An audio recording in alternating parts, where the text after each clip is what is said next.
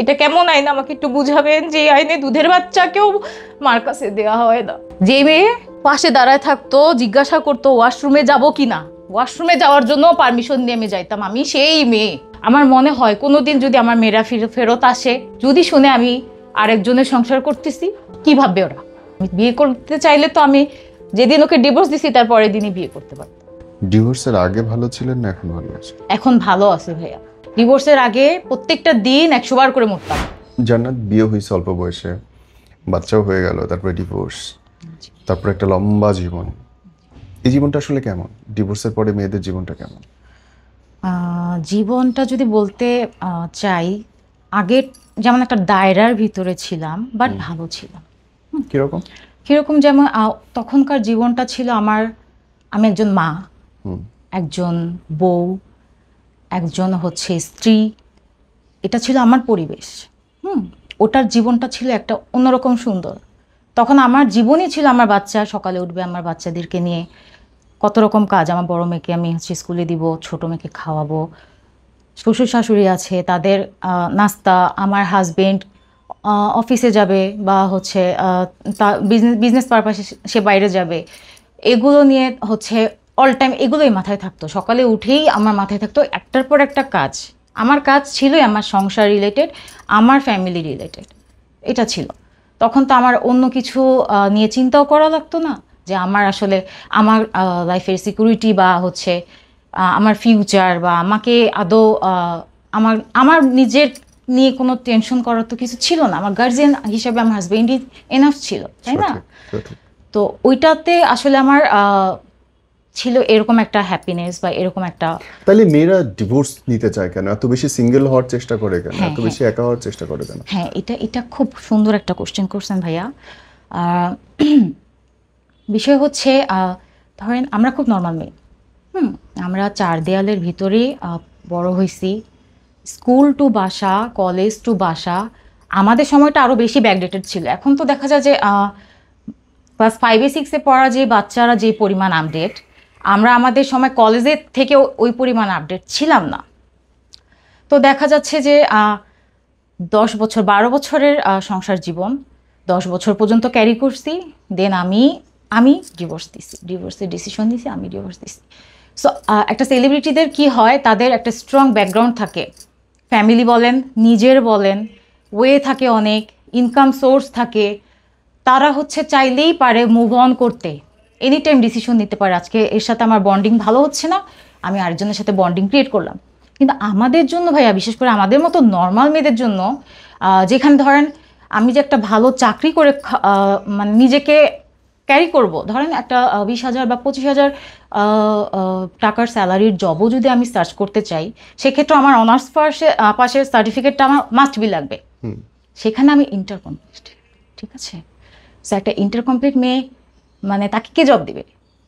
যেখানে এখন MBA পাশ করা ছেলে মেয়েরা বসে আছে, কোনো জব পায় না, ফুড কোর্ট দিয়ে দিয়ে হচ্ছে রাস্তার পাশে তারা তাদের আয় করার ট্রাই করছে পড়াশোনার পাশাপাশি। সেখানে আমার তো কোনো ওয়েই নাই। তো এত বড় ডিসিশন কেন নিলাম? অ্যাকচুয়ালি আমার জন্য এই ডিভোর্স ওয়ার্ডটা অনেক হেভি, অনেক হেভি। হয় না, সংসার জীবনে কাহার ভাইয়া অশান্তি হয় না? প্রত্যেকটা হাজব্যান্ড ওয়াইফের মধ্যে অশান্তি হয়, হাজব্যান্ড ওয়াইফের মধ্যে মনোমালিন্য হয়, ওয়াইফ রাগ করে বাপের বাড়িও চলে যায়, এমন আছে 3 মাস 6 মাস পরে আসে, আবার আসে, মিল হয়, সংসার হয়। আমাদের মধ্যে প্রচুর হয়েছে। একটা সংসার জীবনে 3 বার সংসার ভাঙছি, আবার গড়ছি। বিভিন্ন জায়গায় যখন ক্যারি করছি, দেখা গেছে যে ও এখানে স্টেবল হইতে পারতেছে না, ওর সাথে আরেক জায়গায় গেছি, ওখানে ফ্লোরে থেকে সম্পূর্ণ সংসার গুছাইছি, আবার তার মন চাইছে সে আরেক জায়গায় চলে গেছে, ওখান থেকে আবার ক্যারি করছি। এইভাবে 3 বার নিজের একটা সংসার ভেঙে ভেঙে 3 বার গড়ছি। বাট লাস্ট টাইমে যেটা হচ্ছে পারি নাই ক্যারি করতে, আমার কাছে মনে হয়েছে যে কিছু দায়রা তো আছে প্রত্যেকটা মানুষের, ওই দায়রার বাইরে চলে গেলে কেউ সেটা টলারেট করতে পারে না। আমিও তার কাছ থেকে রাগ করেই চলে আসছিলাম, নিজের মার কাছে ছিলাম, 3 মাস পর্যন্ত ছিলাম। তো বিষয়টা একটা এমনই ঘটছিল, যেই রাতেই আমি ডিসিশন নিয়ে তাকে ডিভোর্স দিয়েছিলাম। রাতটা এমন একটা ছিল, এমন কিছু সামনে আসছিল যেটা আমি নিতে পারিনি। আসলে কি বলতে, এগুলো ডিটেলস আমি শেয়ার করতে চাচ্ছি না ভাইয়া, কারণ এগুলো আমি তাকে যথেষ্ট রেসপেক্ট করি, যেহেতু সে আমার দুটা মেয়ের বাবা। এই বিষয়গুলো তুলে ধরার মতন না, এগুলো নিয়ে আলোচনা করার মতোও না, কিন্তু এতটুকু বলবো যে এমন কিছুই ছিল, মানে আমার মতো একটা আহ, বকলমই বলা যায়। আমি তো বর্তমান জামানায় পড়াশোনার দিক দিয়ে একদম বকলম আই থিঙ্ক। সো আমার মতো এরকম একটা মেয়ে, বা আমাকে এখন সোশ্যাল মিডিয়ায় কিছু ফ্যান ফলোয়ার আছে, ছোট্ট একটা পাবলিক ফিগার আছে, তারা আমাকে যেভাবে দেখে, আমি নিজেও মাঝে মাঝে আয়নার সামনে দাঁড়ালে একটু অবাক হই, এটা কি সেই জান্নাত যাকে তার হাজবেন্ড ছাড়া শ্বশুরও আই থিঙ্ক বছরে একবার দেখছে এরকম। মানে মানে আমি ছিলাম টোটাল টোটাল ফুল পর্দা, হাত মোজা, পা মোজা, নিকাব। আমি ওই পরিবেশ থেকে এখন এই পরিবেশ আসছি। কেন কারণ হচ্ছে পর্দা খুলতে হইলো কেন? পর্দা খুলতে হয়েছে, ভাই পর্দা সেই আমাকে করাইছিল। হ্যাঁ, পর্দা সে করাইছিল। আমি তো আমার পরিবারে যখন ছিলাম, মানে আমার মার কাছে যখন ছিলাম, তখন আমি এরকম আমাকে এগুলো ক্যারি করতে হয় নাই। তবে হ্যাঁ, আমি আমার মার কাছে খুব ভালোভাবেই ছিলাম, সে আমাকে শালীনভাবে। যথেষ্ট প্রোটেক্ট করে রাখছে। আমার বাবা অনেক ছোট থাকতে মারা গেছেন, সে আমাকে বড় করছে। কোনো দিনও বলতে পারবে না কোনো মানুষ যে আমাকে হচ্ছে, আপনাকে বললাম না, আমি স্কুল টু বাসা, কলেজ টু বাসাও আমাকে আমার মা ক্যারি করছে। তো তারপরে শ্বশুরবাড়িতে এটা একটা রুলস টার্মস, ওরা সবাই পর্দাশীল, যথেষ্ট পর্দা ক্যারি করে, তো ওটা আমার করতে হয়েছে। এটা আমি করছি। প্রথম প্রথম দিকে নর্মাল ছিল, পরের দিকে আমার হাজবেন্ডের মনে হলো সে হচ্ছে অনেক ডিপ্রেশনে থাকে, অনেক রকম বিজনেস পারপাসে আমার শ্বশুরের সাথে তার বনাবনি হয় না। সো এক রাতের ডিসিশনেই সে হচ্ছে আহ, তার হাতে দুটা গোল্ডের রিং ছিল, একটা বিয়ের রিং ছিল আর একটা তার নিজের কেনা ছিল। এই দুটা রিং সে সেল করে দিয়ে 40 দিনে চিল্লায় চলে গেছিল। আমি জানিও না, আমি বলতেও পারবো না, আমি বাসায়।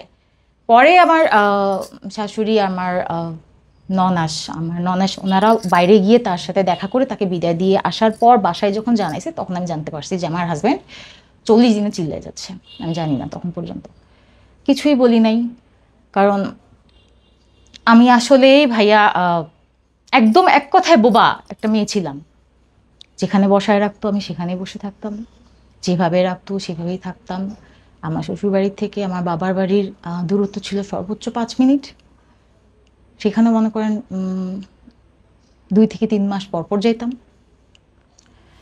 তো এগুলো আমি ক্যারি করছি, কারণ আমার মনে হয়েছে যে আমাকে এইভাবেই থাকতে হবে, এভাবে চলতে হবে।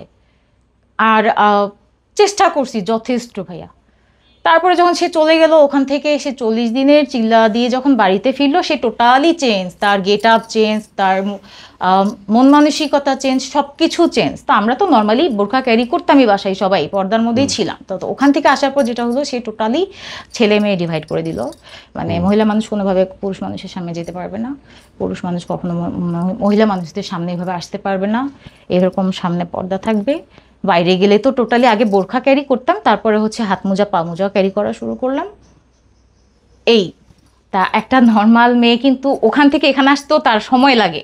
আমি সেই সময়টাও নেই, যে যেভাবে বলছে। আমার রুমে আমার বিয়ের সময় আমাকে যা যা দিয়ে পাঠাইছিল, সেখানে আমার একটা ছোট টিভিও ছিল, আমার বাসার থেকে দেওয়া ছিল। এক রাতে সেই টিভি টুবি সব সেল করে দিল, এগুলো চলবে না। ওকে ডান, মেনে নিচ্ছি, সমস্যা নেই, চলুক।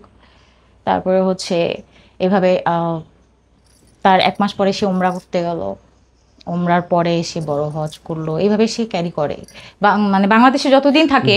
যখন সে ওমরা গেল বা হজে গেল, আপনাকে নিয়ে গেল না? না না না, আমি কোনোদিন আমার বাবার বাড়ি আর হচ্ছে আমার শ্বশুর বাড়ি ছাড়া কোথাও সে কোথাও বারে বারে যাচ্ছে, তাহলে মানে সে এত সে শুধু ধার্মিক, সে তাহলে সে যাচ্ছে, আপনাকে নট যাবে না অনলি কেন? ভাইয়া, নট অনলি ওমরা বা হজ। সে যখন এই লাইনে ছিল না, তার আগেও সে বহুতবার বিজনেস পারপাসে চলে গেছে, যখন যেখানে মন চাইছে চলে গেছে। বা তার মেন্টালি সে ডিপ্রেস ছিল, সে নাই 1 মাসের জন্য নাই। আই ডোন্ট নো কোথায়, আমার হাজবেন্ড কই, ফোন কল নাই, কিছু নাই, নাই দেশান্তরী, সে 1 মাস নাই। ওকে, তাহলে এই প্রশ্ন উত্তর দিন। তার মানে জি আপনার অতি বোরকা থেকে আবার সব মানে নর্মাল বাঙালি কালচারে কেন আসতে হলো? অতি বোরখা থেকে নর্মাল কালচারে আসছি, এটা হচ্ছে সে আমাকে নিয়ে বের হয়ে গেছিল তার বাড়ি বাসা থেকে? থেকে, তার বাড়ি থেকে। তার বাবার সাথে বিজনেস পারপাসে প্রবলেম ছিল, দ্যাটস ওয়াই সে আমাকে নিয়ে ঢাকায় চলে আসছিল। সে দেখতে চাইছে যে আমি বাইরে থাকি, দেখি ওরা ঠিক হয় কি না। আর আমার সাথে তো যা হওয়ার তা হয়, এগুলো তো সে প্রতিনিয়ত দেখে, প্রতিদিন দেখে। মানে শ্বশুর বাড়ির হ্যাঁ, ক্যাচাল। হ্যাঁ, দেখি, দেখতে দেখতে সে মনে করছে যে একটু বাইরে থাকি, যদি পরিবেশ ঠিক হয়।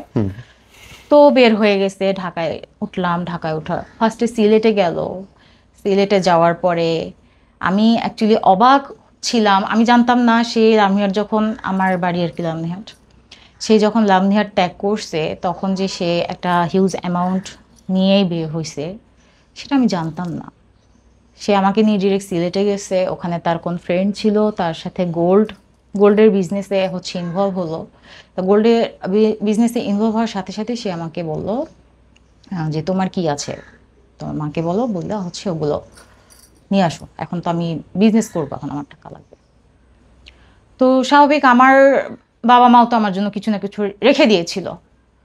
সো আমার মা আমার জন্য যেটা রাখছিল ওই অ্যামাউন্টটা আমি আম্মুকে বলছিলাম, তুমি আমাকে তুলে দিয়ে দাও।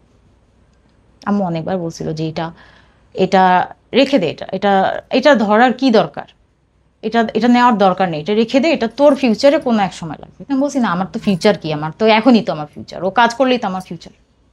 সো আমি আমার মার কাছ থেকেও সেটা তুলে দিয়ে দিয়েছি। আমার কাছে প্রায় 7 ভরির মতো গহনা ছিল, এই গহনাটাও সে নিয়ে নিছে, নিয়ে সেল করে ফেলছে। মানে ফার্স্ট অফ অল সে আমাকে আগে নিঃস্ব করছে সর্বদিক দিয়ে। নিঃস্ব করার পরে আমি জানতে পারছি তার কাছে 10 লাখ টাকা প্লাস ক্যাশ আছে, যেটা সে হাতও দেয়নি। ওকে ফাইন, নিচে দিয়ে দিছি। গোল্ডের বিজনেসে মনে হয় 3 মাস না 4 মাস ক্যারি করছে, তার আর ভালো লাগে না, ভালো লাগে না। সে এখন এটা সুইচ করবে। কি করবা? আমি আবার ঢাকায় যাব। তাহলে এগুলো কি হবে? গেছে গেছে, আচ্ছা ঠিক আছে, সমস্যা নেই। মানে সে মনে করছে যে রামঘাটে যেমন তার বাবার দোকানে 40 জন কর্মচারী কাজ করে, সে হচ্ছে সকালে 12টার সময় উঠে যায়, বসে বসে হচ্ছে একজনকে নাস্তার অর্ডার দেয়, একজনকে চার অর্ডার দেয়। দুনিয়াটা মনে হয় এরকমই। তো যাই হোক, যখন প্রথম সে নিজের উদ্যোগে কাজে নামলো, নামে যখন সে মনে করতেছে না এখানে আমি ক্যারি করতে পারতেছি না, এখানে আমার হচ্ছে না, তো ওই জায়গাটা টোটালি ভাইয়া মিনিমাম 7 থেকে 8 লাখ টাকা ওয়েস্ট, যেটা টোটালি আমারই গেল। তারপর আবার সে ঢাকায় ব্যাক করলো, ব্যাক করে সে কী করবে, 1 মাসের মতো ঘোরাঘুরি করলো। দেন হচ্ছে তখন পর্যন্ত কিন্তু আমাদের বেশভূষা ওই সেম, আমরা যেইভাবে ছিলাম ওইরকমই, সে জুব্বা, আমি বোরখা। তো হচ্ছে আমরা হচ্ছে মোহাম্মদপুরেই ছিলাম শিখাটেকা। সিলেট থেকে ডিরেক্ট মোহাম্মদপুর শিখাটেকে আসলাম আমরা। এখানে আসার পরে হচ্ছে আমরা যে বিল্ডিংটাতে উঠছিলাম, এই বিল্ডিংয়ে 6 তলায় আমি ছিলাম, 5 তলায় একজন ভাবি ছিল। তা আমরা নতুন বিল্ডিংয়ে আসছি দেখে ওনারা আমার সাথে দেখা করতে আসছিল, দেখা করতে আসছে, গল্প টল্প করছে। ওনারও 2 ছেলে, মানে 1 ছেলে 1 মেয়ে, আমার 2 মেয়ে। তো হচ্ছে ভালো একটা বন্ডিং হয়ে গেল। দেন একদিন হচ্ছে আমি শেয়ার করলাম যে এরকম আসছি আপু, বাট এখন পর্যন্ত আমরা কোনো কিছু করতে পারি নাই, কাজ টাজ বা আর্নিং সোর্স কিছু নাই। তখন এই ভাবি আমাকে বললো যে আপনি আমার হাজব্যান্ডের সাথে আপনার হাজব্যান্ডের একটু কমিউনিকেশন করায় দেন, আমার হাজব্যান্ড তো এক্সপোর্ট ইম্পোর্টের বিজনেস করে, ওর অনেক লোক লাগেই, যদি ভাইয়াকে কোনো কাজে ইনভলভ করা যায়। তো এরকম প্রায় 15-20 দিন ভাইয়া আর হচ্ছে ওই ভাবির ওয়াইফ, ভাবির হাজব্যান্ড, তারা হচ্ছে দুজন বাইরে চা খেতে বসে এদিক ওদিক পারপাসে কথাবার্তা বলে আমার হাজব্যান্ড পুরো প্রসেসটা জেনে নিল, এক্সপোর্ট ইম্পোর্টের কীভাবে কী করতে হয়। দেন সে স্টার্ট করলো এক্সপোর্ট ইম্পোর্টের বিজনেস। যেমন চায়না থেকে বিভিন্ন জুয়েলারি, ব্যাগস, শুজ এগুলো সে ইম্পোর্ট করতো, বাসায় বসে এগুলো আমি সেল করতাম অনলাইনে। আচ্ছা, করোনাকালীন সময়ে ভাইয়া আমার বিজনেস হোল বাংলাদেশের মধ্যে সুপারহিট, আমার পেজ ছিল নাম্বার 1 পেজ, আমি ছিলাম সফল নারী উদ্যোক্তা। খুব অল্প সময়ের মধ্যে আমি এটা অর্জন করছি, কারণ আমার সেল খুব ভালো ছিল। আমার আন্ডারে 150 মেয়ে জব করছে। প্রথমে আমি একজনের পেজে কাজ করতাম, যেখানে 200-250 করে একটা প্রোডাক্ট সেল করলে কমিশন পাইতাম 150-200 এরকম। তো আমি যখন দেখলাম যে কেন, আমার হাজবেন্ডই তো মাল দেখে আনে প্রচুর, তো সে কিছু বাসায় আমাকে এনে দেখ, আমি দেখি সেল করতে পারি কিনা, আমি কেন মানুষের পেজে এত এত কষ্ট করব, এত মাল সেল করি সেখান থেকে। তো যখন সে আনে দিছে আমাকে, আমি অল্প অল্প করে সেল করা শুরু করলাম, তখন দেখলাম ভাইয়া একটা ভালো প্রফিট আছে, এখানে প্রফিট হয়। চায়নায় যেই জিনিসটা প্রাইস, ওটা বাংলাদেশে অ্যাটলিস্ট ওটার থেকে 20 হাতে রেখেও সেল করা যায়, 20% হাতে রেখেও সেল করা যায়, 20% লাভ হাতে রেখে সেল করা যায়। আমি এরকম আমার মেয়েদেরকে বলতাম যে তোমরা মেয়ে নাও। একটা সেল গ্রুপ ক্রিয়েট করলাম। তারা হচ্ছে প্রথমে 7 জন ছিল, 7 জনকে দিয়ে কাজ স্টার্ট করছি ভাইয়া। 15 দিনের মধ্যে আমার গ্রুপে মেয়ে হয়েছে 65 জন। আমি মাল রাখতেই পারি না ঘরে। আমি হচ্ছে একটা লট নামতেও তো একটা সময় লাগে চায়না থেকে, আমি কুলাইতেই পারি না। আমি ওর কাছ থেকে মাল এনে বাসায় সেল করছি, কারণ এত হিউজ সেল শুরু হয়ে গেছে। কি মনে হইলো তার জানি না, 3 মাসের মতো ক্যারি করছি। 3 মাসের মতো এই বিজনেসটা ক্যারি করছি। হঠাৎ করে একদিন সে আমার ফোন নিয়ে বলতেছে, ফোন চেক করে, এটা করে ওটা করে। এই প্রথম ঢাকায় ঢুকে আমি ফেসবুক অন করছিলাম। ফেসবুক অন করছি। ফেসবুক অন করলে ফেসবুকে তো মানুষের সাথে কমিউনিকেশন হবেই। আর আমি সারাদিন পড়ে থাকি আমার বিজনেস, আমার 2টা বাচ্চা, আমার সংসারের কাজকর্ম, এগুলো নিয়ে। কে আমাকে মেসেজ করলো, কে আমাকে মেসেজ করলো না, মেসেজ রিকোয়েস্টে কেন এত ছেলের মেসেজ থাকবে, এটার অ্যান্সার কি দেবো আমি ভাইয়া?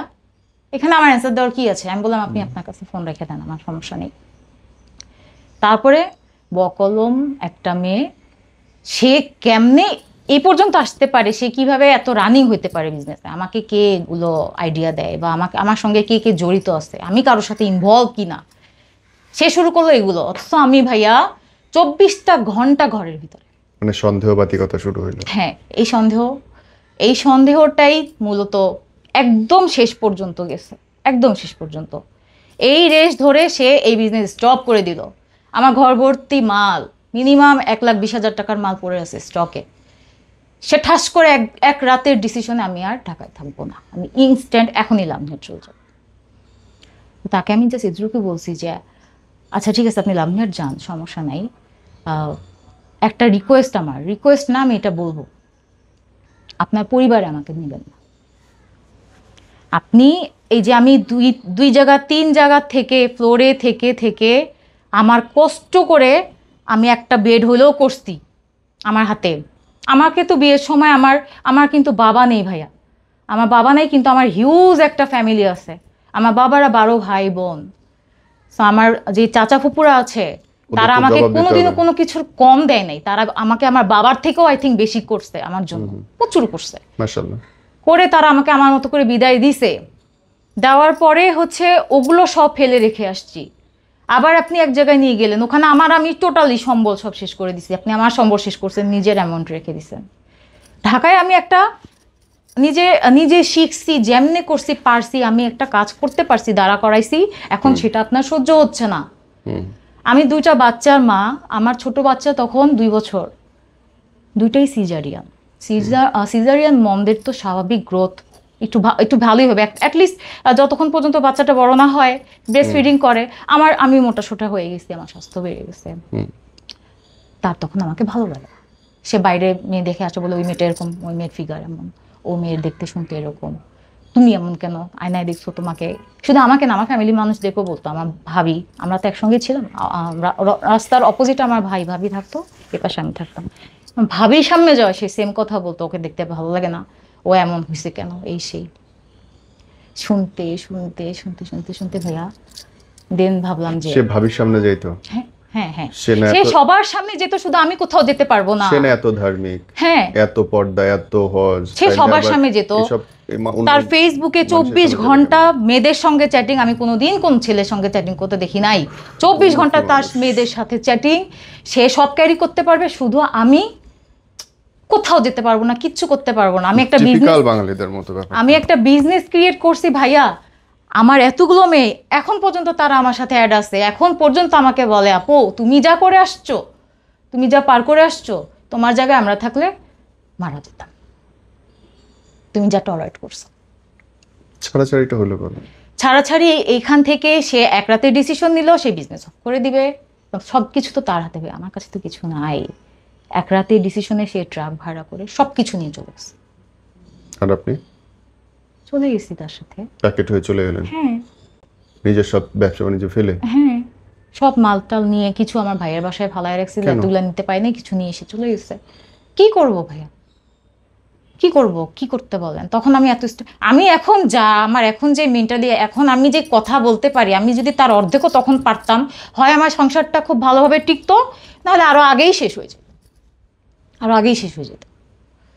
বাট আফসোস, আমি অনেক পরে আসে নিজেকে স্ট্রং করছি যখন আমার আর মানে কিছু করার ওয়ে নাই, সব শেষ।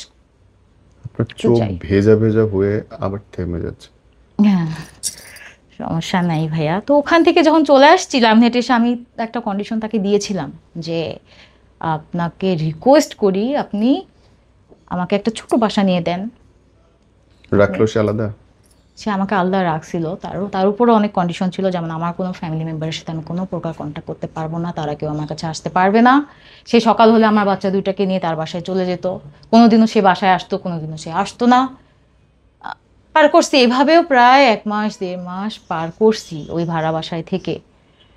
দেন হঠাৎ একদিন আমি টের পাইলাম, বুঝতে পারলাম যে আবার কনসিভ হয়েছে আমার।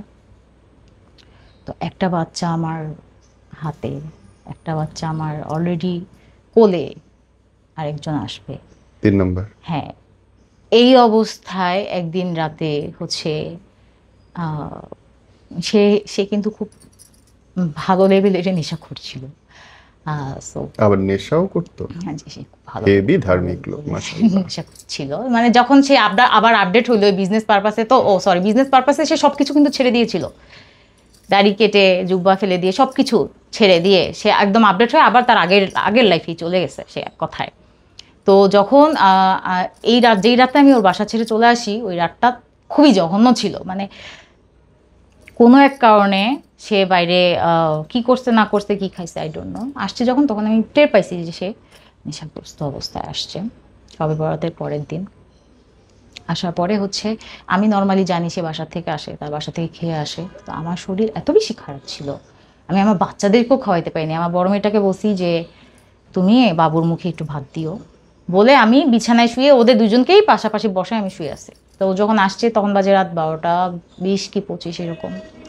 আমি জাস্ট গেটটা খুলে দিছি, খুলে দেওয়া মাত্র ওর মুভমেন্ট দেখে বুঝছি যে প্রচণ্ড রাগে আছে, প্রচণ্ড জেদি একটা মানুষ ভাইয়া, যাকে হ্যান্ডেল করা এতটাই টাফ যে ওর সামনে মানে বোবা হয়ে থাকাও ভালো ছিল, কিছু না বলে। বোবা হয়ে থাকলে তাও মনে করেন যে বোবা হয়েছিলাম দেখেই 10 বছর ক্যারি করতে পারছি, এক কথায় বোবা ছিলাম দেখে 10 বছর ক্যারি করতে পারছি। আমার পরে তো কেউ 6 মাসও পারলো না, আমার পরে আরো 2জন আসছে 6 মাসও থাকতে পারেনি। যাই হোক, সো ওই রাতে সে ঢুকলো, ঢুকার পরে হচ্ছে আমাকে ঘরে যা বসার পর বলছে ভাত দাও।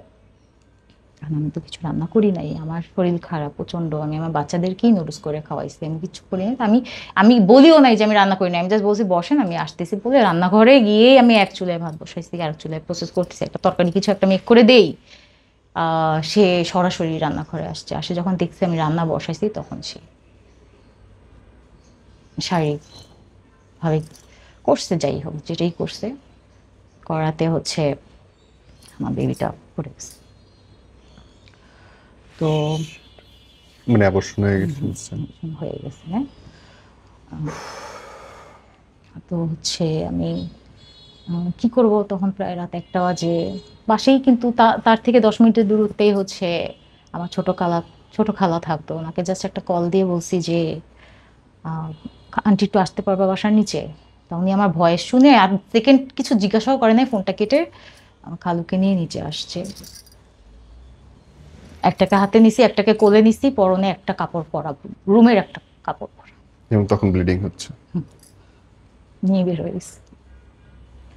আর আর ফিরে যাওয়া হয়নি। আর ফিরে যাওয়া যায় না।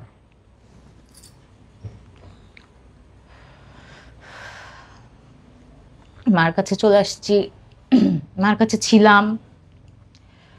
আমি তো ঠিক করে রাখছি ভাইয়া 2-3টা দিন পর তো আবার সব নর্মাল হবে, আবার যাব। এরপরেও আমি বিশ্বাস করবেন না ভাইয়া, 3 দিন পর আমি যা যা দেখছি ওটা আরো টলারেট করার বাইরে ছিল। 3 দিন পর তার মা আসে, আমার পুরো সংসার নিয়ে চলে গেল ট্রাকে ভরে। 3 দিনের মাথায় খুশি খুশি। আমি যেখানে, আমি খালি বের হয়েছি, আমি আমার বাসার সামনে গিয়ে দাঁড়াইছি, আমি এক কাপড় আসছি ভাই, আমি তো আমার কাপড় চোপড় নিবো, আমার বাচ্চাদের কাপড় চোপড় তো নিতে হবে। আমি দেখি সে সুন্দর করে ট্রাক পিক আপের মধ্যে আমার সব জিনিস তুললো, ফ্রিজ ভর্তি মাছ মাংস ছিল সেগুলো তুললো, নিয়ে চলে গেল। কিছু বলি নাই, দেখলাম, বাসায় আসলাম। শাশুড়ি দাঁড়ায়। জি। বাহ, বাসায় চলে আসছি, আসার পর শাশুড়ি বসে আছি। শ্বশুররাই তো সংসারটা টিকাইতে বরং হেল্প করে, ভুল হয়েছে যা হয়েছে মিলায় দেয়, সমাধান করে। আমার আমার আমার আমার সংসার নষ্ট করার মূল মানুষগুলোই তারা ছিল। শ্বশুর শাশুড়ি? হ্যাঁ, মূল মানুষগুলোই তারা ছিল। নাহলে সে মেন্টাল হোক, সে সাইকো হোক, সে নেশাখোর হোক, সে যেটাই হোক না কেন, এখনও স্টিল আমি বলতে পারবো ভাইয়া, তাকে আমি ছাড়া তার বাপ মাও হ্যান্ডেল করতে পারে না। আমি যতদিন ছিলাম তাকে আমি যেভাবে হ্যান্ডেল করে আসছি, যেভাবে সামলাই আসছি প্রত্যেকটা পরিস্থিতিতে, তার বাপ মাও পারে না, তার জন্মগত বাবা মাও পারে না। সে নিজেও সেই কথা স্বীকার করে, এখনও বলে যে আমার লাইফে আরও অনেক মেয়ে আসলো, সুইটির মতো কেউ আসবে না। আমার নিকনেম সুইটি। তারপরে আপনার জীবনে আর কেউ আসে নাই? তারপরে আমার জীবনে আমি এখন পর্যন্ত এই যে আমি যখন ডিভোর্স হয়ে গেল ভাইয়া, ডিভোর্স হয়ে যাওয়ার 3 মাস পর্যন্ত আমার কাছে বাচ্চারা ছিল।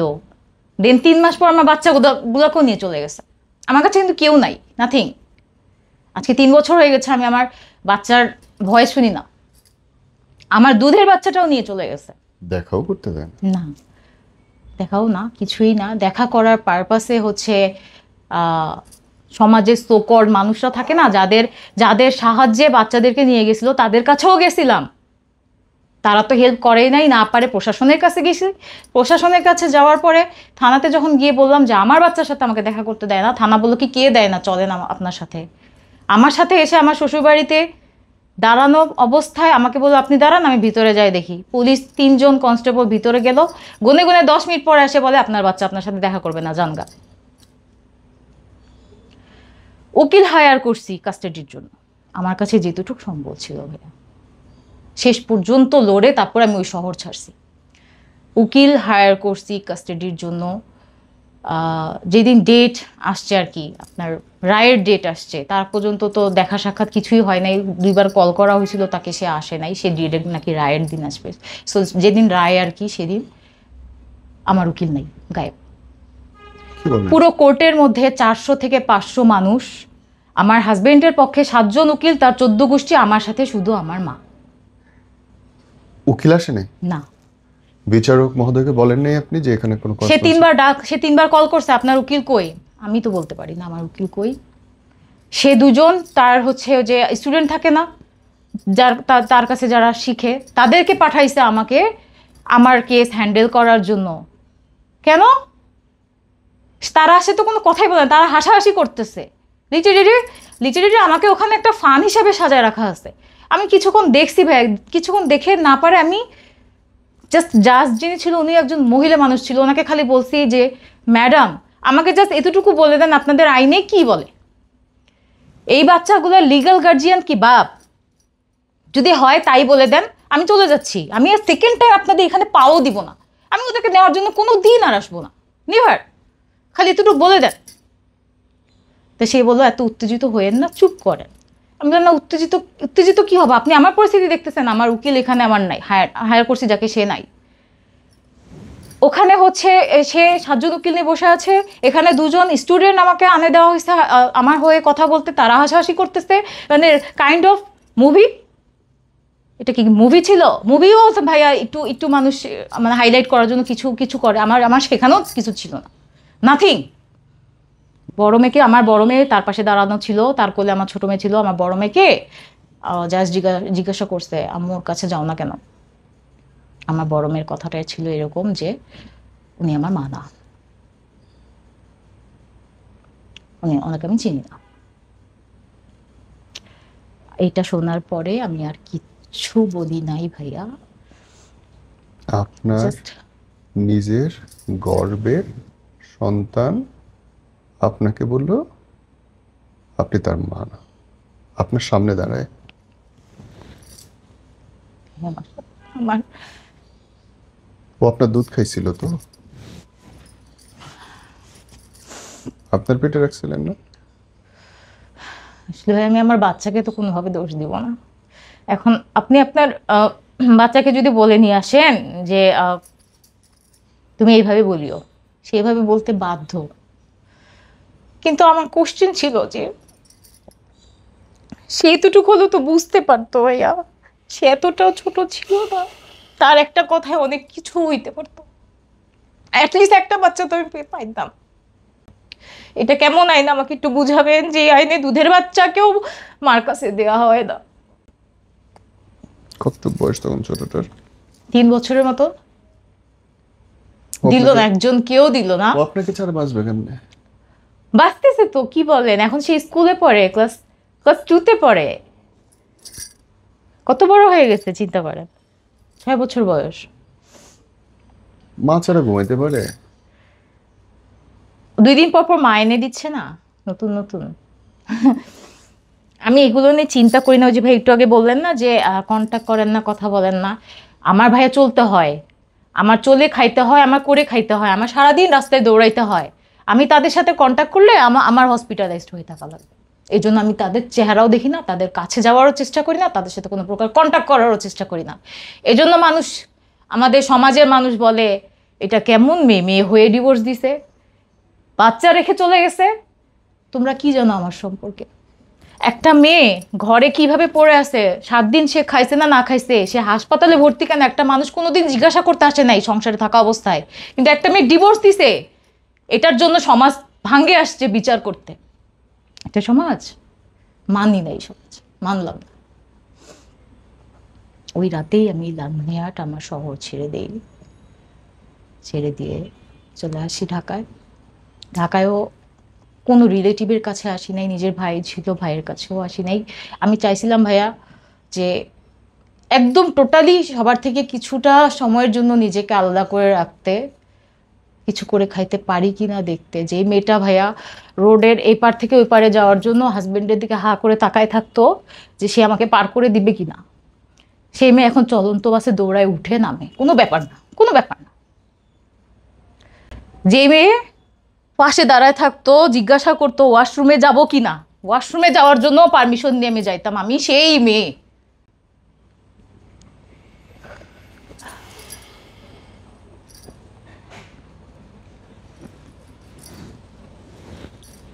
ভালোবাসেন? এখন আবার অনেকেও বলে ওই যে দেখো, এখন তো আর কিছু করতে পারে না, এখন কেউ ওকে নেয়ও না, বিয়েও করে না। সিরিয়াসলি এখন কি আমি সবাইকে যাই দেখাবো আমার বাসায় প্রতিদিন কয়টা প্রস্তাব আসে? কিন্তু আমার মেন্টালিটি তো ওর মতন না ভাই। আমি বিয়ে করতে চাইলে তো আমি যেদিন ওকে ডিভোর্স দিছি তার পরের দিনই বিয়ে করতে পারতাম। কেন, আমার কি নাই? আমাকে কে নিবে না? কেন নিবে না? 2 দিনের জন্য হইলেও তো কেউ না কেউ আমাকে নিবে। কিন্তু আমি কেন যাই না? আমার আমার মনে হয় কোনোদিন যদি আমার মেয়েরা ফেরত আসে, যদি শুনে আমি আরেকজনের সংসার করতেছি, কি ভাববে ওরা, কি মনে করবে? এই জন্য এখন পর্যন্ত কোথাও যেতে পারি। তাহলে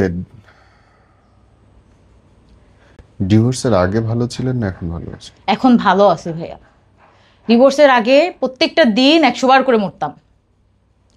মানসিক টেনশন, মানসিক প্রেশার, কখন তার মুড নষ্ট হয়ে যায়, কখন কি বিহেভটা করে। আমরা তো মানুষ, আমাদের ভিতরে একটা হার্ট আছে, ওটা অনেক সময় বন্ধ হয়ে যায়।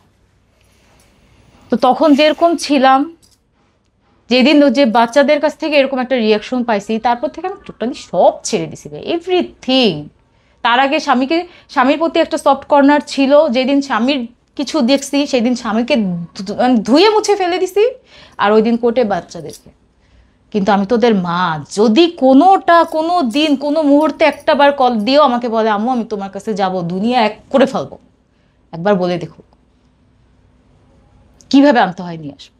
কিন্তু যারা আসতেই চাচ্ছে না, বা তাদেরকে আসতে দেওয়া হচ্ছে না, বা তারা কেমন আছে, এই জিনিসগুলো তো আমি জানি না ভাইয়া, বলতে পারি না। এতটুকু মনে হয় ওরা ভালো নাই। আমার দুটোই মেয়ে ছেলে না। বাচ্চারা মা ছাড়া ভালো থাকার কোনো পথ নাই আসলে। যখন ঢাকায় আসলাম ভাইয়া, ঢাকায় আসার পর আমার আমার ফেসবুকে একটা পরিচয় একটা আপুর সাথে পরিচয় হয়েছিল। আমি আমার কোনো ফ্যামিলি মেম্বারের কাছে উঠি নাই, আমি ওই আপুর কাছে উঠছিলাম, ওনার বাসা সাভারে। সে আমাকে প্রায় 6 মাস তার কাছে রাখছিল। সে আমাকে অনলাইন বেসিক কাজগুলো শিখাইছিল, যেমন লাইভ করা এগুলো।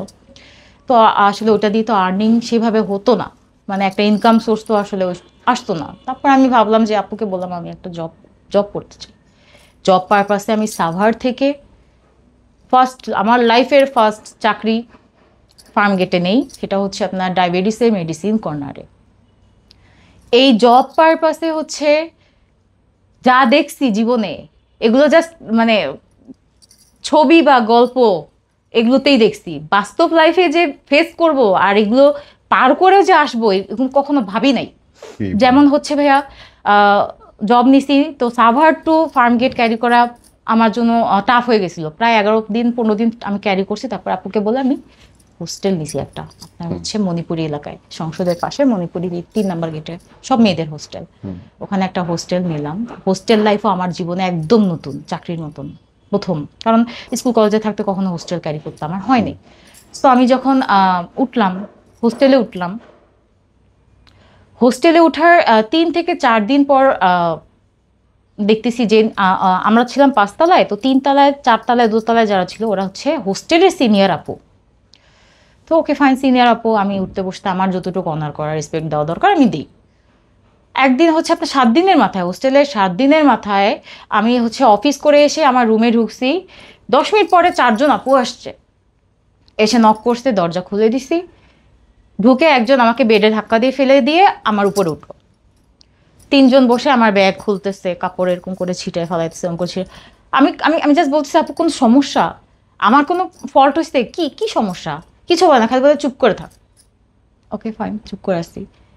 ওই দিন ভাইয়া জীবনের প্রথম দেখলাম আমারই সামনে আমাকে নিয়ে বার্গেনিং করা হচ্ছে, একে এখানে পাঠাইলে 30,000 টাকা প্রফিট হবে, এখানে পাঠালে 40,000 টাকা প্রফিট হবে। আমি আমি জাস্ট লাইক যেভাবে আপনি তাকাইছেন আমি এইভাবেই তাকাই ছিলাম একজনের দিকে, আমার মুখ চাপিয়ে ধরা, বেঁচে দেওয়ার জন্য। মানে ওরা কাইন্ড অফ দালাল। ওরা হচ্ছে হোস্টেলে কোনো মেয়ে আসলে ওরকম দেখতে শুনতে এরকম কোনো টার্গেট করে ওরা এই কাজ করে। আমি তো এগুলো জানতাম না। আমি আমি জাস্ট তাকায় আছি, আমি কিছু বললাম না। একটা মেয়ে আমার ছবি তুলে হচ্ছে কাকে না কাকে সেন্ড করলো, আই ডোন্ট নো। ওখান থেকে পাশের ফোন থেকে, কল থেকে হচ্ছে একজন লোক কথা বলতেছিল, বললো যে প্রফিট ভালো পাওয়া যাবে।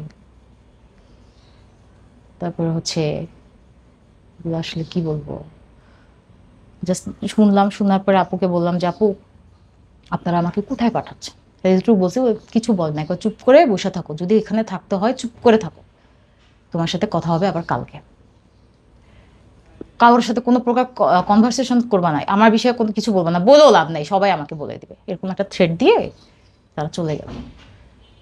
তা আমার কেন জানি মনে হয়েছে ভাইয়া যে আমার আর পসিবল না একটা সেকেন্ডও। আমি যখন দেখছি রাত 1টা বাজে গেছে, টোটাল হোস্টেলের লাইট, মেইন গেট টেট সব অফ, আমি নিচে নামছি। আমার কাছে ব্যাগ খুব বেশি ছিল না, 2টা ব্যাগই ছিল। 2টা ব্যাগ নিয়ে নিচে নেমে হোস্টেলে যিনি খালা, উনি ঘুমায়ও গেছে অলরেডি, ওনাকে ডেকে ওনার হাতে 100 টাকা দিয়ে বলছি খালা গেটটা একটু খুলে দেন। উনি গেট খুলে দিচ্ছেন, চলে আসছি। আসে হচ্ছে আমারই যে অফিসের একজন কলিগ, মেয়ে কলিগ, তাকে কল দিছি, দিয়ে বলছি আমাকে একটা রাতের জন্য রাখতে পারবা আপু? বলছে যে হ্যাঁ আসো, সমস্যা নাই। সে বসুন্ধরার পিছনেও কিন্তু অনেক মেয়েদের হোস্টেল, সে ওখানে থাকতো। পরে ওই রাত ওখানে গিয়ে উঠলাম, আমার হাতে কোনো টাকা নাই ভাইয়া, আমার ব্যাগে অনলি 20 টাকা। এদিক দিয়ে আমি যে অফিসে জয়েন করছিলাম ওখানে অনেক অনৈতিক কাজ চলতো, অনেক। যেমন আমাদের অফিস টাইম ছিল রাত 8টা পর্যন্ত, প্রতিদিন রাত 8টার পরে একটা না একটা মেয়ে তারা অফিসে রেখে দিত। কেন রেখে দিত তা যেদিন আমি ছিলাম সেদিন বুঝতে পারছি, তার আগে তো জানতে পারতাম না। তো এটা হচ্ছে অফিসে আমি ঢুকার 3 দিনের মাথায় এই ঘটনা। আমিও ঢুকছি, আমাকে যেদিন বলছে যে আজকে তুমি থাকবো 8টার পরে, তা আমার আমার ইন্টেনশনটাই ছিল যে আমি দেখবো ওরা কী করে। তো আমি হচ্ছে 8টার সময়, 8টা যখন পার হয়ে গেছে সবাই চলে গেছে, তখন আমি অফিসে ছিলাম। অফিসে থাকা অবস্থায় পরে দেখলাম যে ওনারা 3 থেকে 4 জন লোক, একজন ওনার আর 3জন ওনাদের ফ্রেন্ড, ওরা মিলে হচ্ছে কেউ বললো পা টিপতে, কেউ বলে হাত টিপতে, কেউ বলে এখানে আসে বসো, এই সেই। তো আমি তো তার আগেই কয়েকদিন খেয়াল করছি জিনিসগুলো। আর ওখানে আশেপাশে কিছু ভাইয়ারা ছিল যারা খুবই ভালো ছিল, যারা আমাকে যেরকম হোস্টেল টোস্টেল ম্যানেজ ট্যানেজ করে দিয়েছে। আমারই কলিগ পরিচয় করে দিয়েছিল, মেয়ে কলিগ। মানে ভাগ্যবশত সে ছিল না ঢাকায়, সে কয়েকদিনের জন্য বাড়িতে গেছিলো, এই জন্য এত কিছু ফেস করতে হয়েছে। সে চলে যাওয়াতেই হোস্টেলেও আমার সাথে এই ঘটনাটা ঘটছে। দেন হচ্ছে এই অফিসে ওই কাজগুলো, তো আমি হচ্ছে আগেই তাদেরকে ইনফর্ম করে রেখেছিলাম যে ভাইয়া আমি জাস্ট একটা কল দেওয়া মাত্র আপনারা উপরে চলে আসবেন। যেই তারা এরকম চারপাশে ঘেরে বসছে আমাকে নিয়ে, আমি ওদেরকে কল দিছি, কল দেওয়া মাত্র প্রায় 20 থেকে 25 জন ভাঙ্গে আসছে অফিসে। এসে অফিসে তাদেরকে প্রচণ্ড মারধর করছে, করে ওই রাতেই অফিস তালা দিয়ে দিছে। এটার জন্য ফার্মগেটে মানে একরকম বিখ্যাত হয়ে গেছি যে একটা অফিস তালা দিয়ে দিচ্ছি। তো আমার কাছে জবও নাই, আলটিমেটলি আমার হাতে টাকাও নাই। আর এই টাকা জিনিসটা ভাই আমি কারো কাছে চাইতে পারি না, আমার প্রচণ্ড মানে মাইন্ডে লাগে কারো কাছে টাকা চাইতে। তো আমার কাছে 20 টাকা, এখন আমার চিন্তা হচ্ছে এই 20 টাকা দিয়ে যদি আমি কিছু কিনে খাই, অ্যাটলিস্ট আমার কোথাও ইন্টারভিউ দিতেও বাস ক্যারি করতে হবে। খাই নাই, খাই নেই, আমার মনে হয় আমি 3 দিন টানা খাই। 3 দিন? রুমে পানি ছিল, পানি খাইছি, ক্ষুধা লাগলে পানি খাইছি। হাসলাম কারণ আপনি আমার রেকর্ড ভাঙছেন, আমি 2 দিন খাই নাই। আচ্ছা আচ্ছা আচ্ছা। আমি ওই আপনার আমার ব্যাগে ওই যে ভাইয়া লেক্সাস বিস্কুটের মিনি প্যাকগুলো ছিল, একটা না দুইটা, কিন্তু ওগুলো খাইতে ইচ্ছা করতেছিল না, ক্ষুধা হচ্ছে ভাতের, আমি ওটা কিভাবে খাই? খাই নাই, পানি টানি খাইছি, ঘুমায় ঘুমায় সময় পার করছি, কারণ 3 দিন পরে আমার একটা ইন্টারভিউ কল ছিল। সেই ইন্টারভিউ কল অ্যাটেন্ড করি, ফাইনালি আমার উত্তরাতে জবটা কনফার্ম হয়ে যায়। এটা হচ্ছে মোবাইল সেক্টরে, মোবাইলের আগা মাথা গোড়া কিচ্ছু বুঝি না, সেখানে আমার মোবাইল সেক্টরে আমাকে হচ্ছে তারা ডাকছে, 7 দিনের একটা হচ্ছে ট্রেনিং দিবে, দেন আমার জব কনফার্ম করে দেবে। এই তখন থেকে আমি একটু বেটার পজিশনে যাওয়া শুরু করলাম। অ্যাজ এ ব্র্যান্ড প্রমোটার ইনফিনিক্সে ঢুকলাম, ওখানে মানে 2 মাস ক্যারি করার পরে আমাকে যমুনায় রেফার করে দিল। দেন আমি যমুনা ফিউচার পার্কে প্রায় 1 বছর রিয়েলমি ব্র্যান্ডে ব্র্যান্ড প্রমোটার হিসেবে কাজ করলাম।